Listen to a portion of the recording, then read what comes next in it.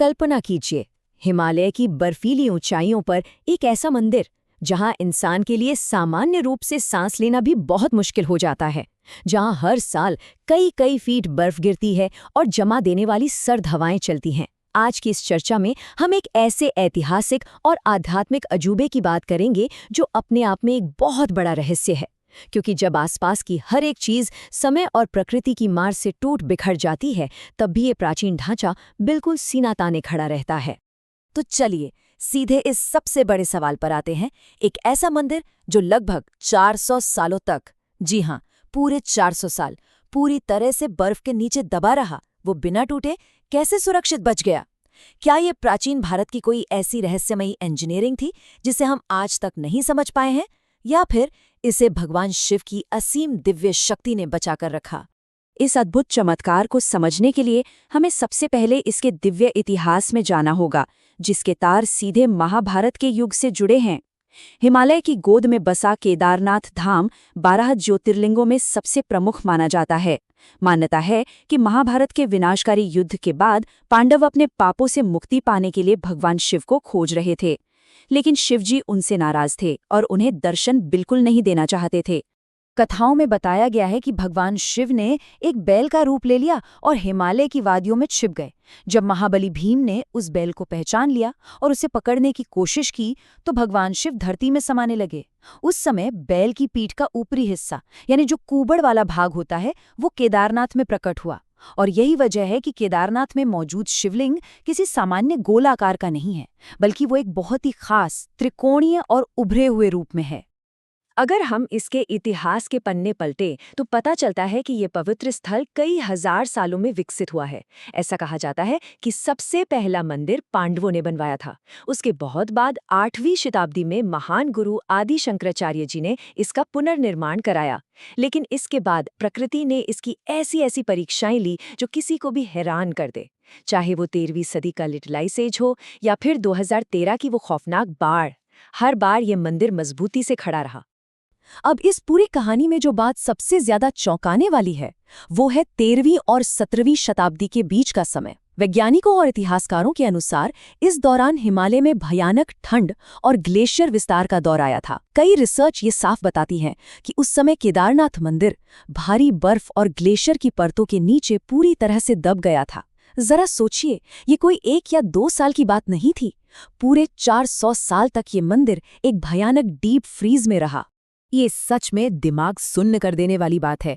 एक ऐसी जगह जहां आज भी इंसान कुछ घंटों से ज्यादा बिना तैयारी के नहीं टिक सकता, वहां एक पत्थरों का ढांचा सदियों तक जमा रहा।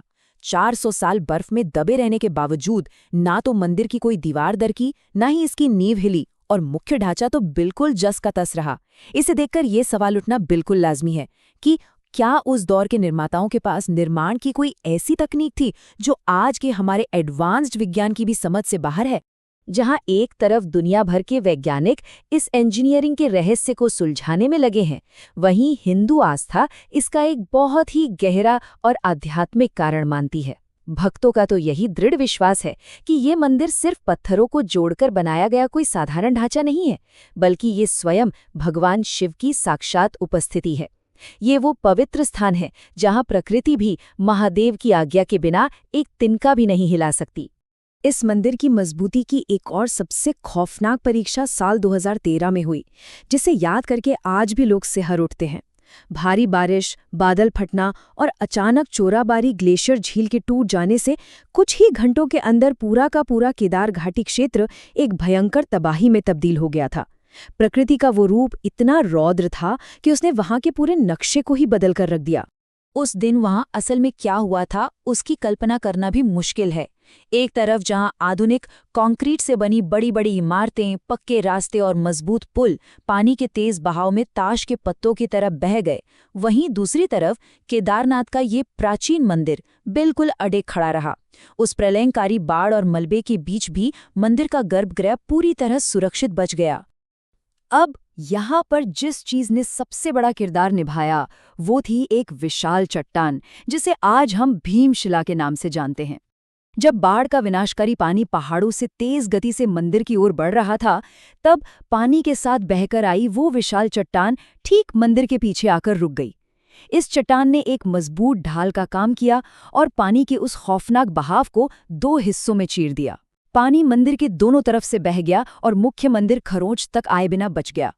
जो लोग उस तबाही के बीच वहां मौजूद थे या जिन्होंने भी इस घटना को सुना, उनके लिए ये चट्टान कोई मामूली पत्थर नहीं था।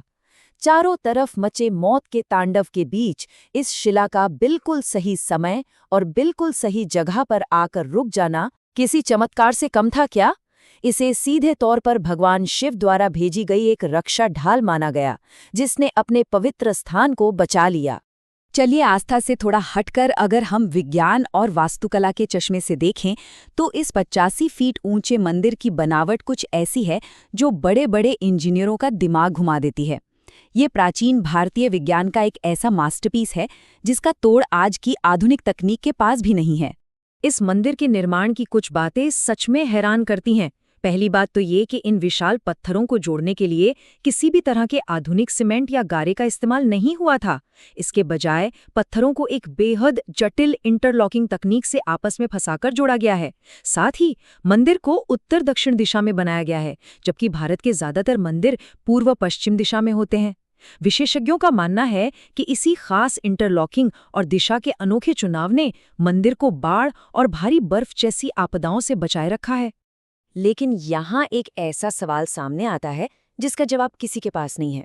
जरा सोच कर देखिए, उस प्राचीन समय में जब ना तो कोई क्रेन थी, ना आज की तरह कोई मशीनें थीं और ना ही भारी वजन ढोने वाले ट्रक, तो फिर इतने विशाल और भारी भरकम पत्थरों को हिमालय की इतनी खतरनाक ऊंचाई तक आखिर पहुंचाया कैसे गया? यही वो अनसुलझा रहस्य है जिसकी वजह से आज भी लाखों लोग इसे सिर्फ एक वास्तुकला नहीं बल्कि एक साक्षात ईश्वरीय चमत्कार मानते हैं। जो भी व्यक्ति केदारनाथ की यात्रा करके लौटता है वो आपको एक ही बात बताएगा कि वहां पहुंचकर कुछ ऐसा महसूस होता है जिसे शब्दों में पिरोया ही नहीं जा सकता। वहां की हड्डियों को कंपा देने वाली सर्द हवा, पूरे माहौल में गूंजती घंटियों की आवाज और हर हर महादेव का वो जयकारा, ये सब मिलकर एक ऐसा वातावरण बनाते हैं जहां आपको एक अदृश्य लेकिन बहुत ही शक्तिशाली ऊर्जा और शांति का सीधा एहसास होता है। कई महान साधु संतों का तो हमेशा से यही कहना रहा है कि केदारनाथ धाम सिर्फ पूजा पाठ की जगह नहीं है, बल्कि यह ब्रह्मांडीय ऊर्जा का एक बहुत बड़ा और जीवंत केंद्र है। यहाँ आकर आपका ध्यान और आपकी भक्ति अपने आप कई गुना बढ़ जाती है। और शायद यही वो प्रचंड आध्यात्मिक ऊर्जा है जिसके कारण 400 साल की बर्फ, खौफनाक तूफान और विनाशकारी आपदाएं भी इस जगह की शक्ति को रत्ती भर भी कम नहीं कर पाई। तो अब हम एक बहुत ही दिलचस्प मोड़ पर आ खड़े हुए हैं। एक तरफ हमारे सामने विज्ञान और वास्तुकला के पक्के सबूत हैं, जैसे पत्थरों की बेजोड़ इंटरलॉकिंग और दिशाओं का सटीक ज्ञान, और दूसरी तरफ है वो अटूट आस्था जो शिव की रक्षक ऊर्जा और भीमशिला जैसे चमत्कारों को अपनी आंखों से सच होते देखती है। अब ये सिर्फ एक बेहतरीन इंजीनियरिंग है या फिर कोई ऐसी रहस्यमयी शक्ति जिसे विज्ञान आज तक माप नहीं पाया है? इस चर्चा को खत्म करते हुए मैं आपको एक गहरे विचार के साथ छोड़ना चाहता हूँ। प्राचीन वास्तुकला की समझ और अटूट आस्था का ये कैसा अद्भुत संगम है। कभी-कभी लगता है कि जब भी हिमालय की इन ऊंची चोटियों पर बर्फ गिरती है तो शायद प्रकृति स्वयं उस अनंत और अविनाशी महादेव के चरणों में अपना शीश झुका रही होती है। इस अद्भुत रहस्य को हमारे साथ समझने के लिए आपका बहुत बहुत धन्यवाद। हर हर महादेव।